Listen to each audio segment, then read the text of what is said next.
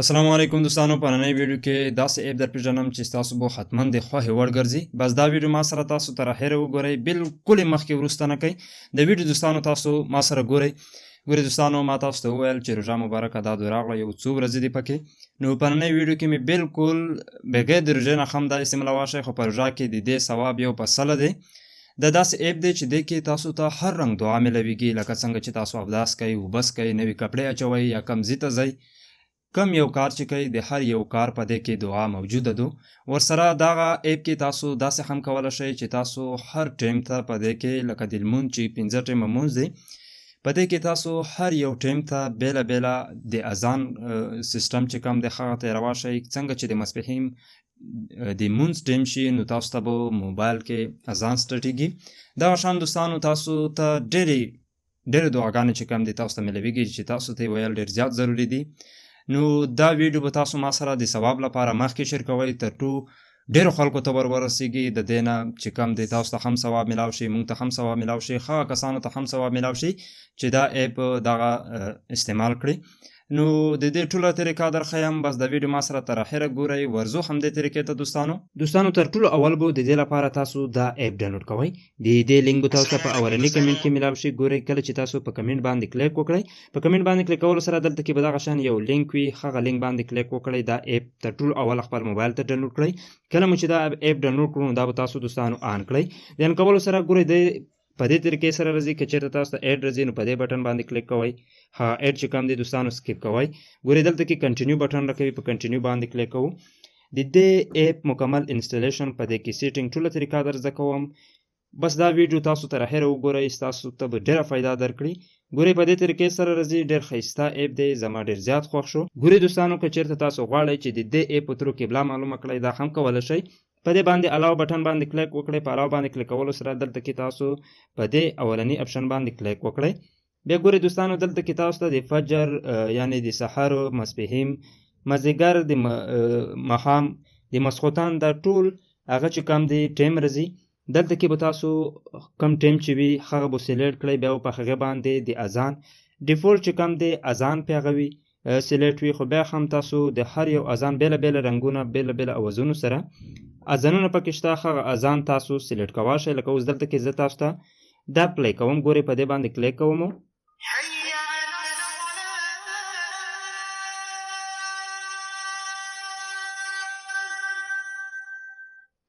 دغه شان د نور هم دی، په دې ډاونلوډ باندې کلیک وکړئ.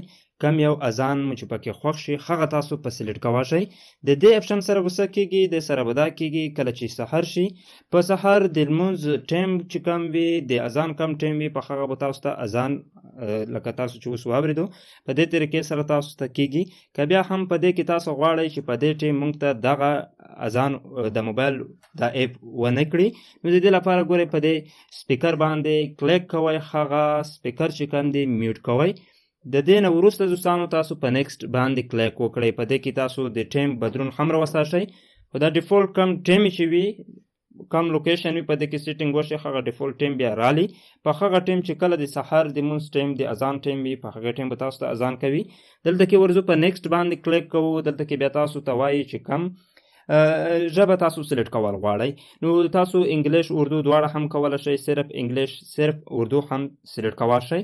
ګورئ دلته کې موږ په دې باندې کلیک کوو. ګورئ په سکیپ باندې کلیک کوو. په سکیپ باندې کلیک کولو سره په دې طریقې سره دې بټن باندې کلیک وکړئ، بیا په دې بټن باندې کلیک وکړئ، بیا په دې بټن باندې کلیک وکړئ، بیا په دې بټن باندې کلیک وکړئ.